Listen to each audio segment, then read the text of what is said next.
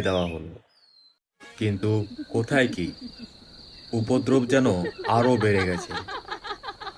এখন সাজের বেলাতেই যেন দাপাদাপি শুরু করে দিল। ওইদিকে খবর পেয়েই ওঝা গ্রাম ছেড়ে পালিয়েছে। রতন যেয়ে দেখে ওঝা নেই। তাই গ্রামের সবাই মিলে সন্ধ্যার পর বাঁশঝাড় হয়ে বাজারে যাওয়ার রাস্তাটা বন্ধ করে দিল।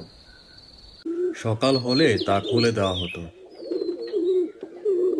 সনাতন এই গ্রামেরই লোক। সনাতন মহাজনের ঘর থেকে ফিরছিল। সবে সন্ধ্যা হয়েছে। গায়ের সীমানাও বন্ধ করা হয়ে গেছে।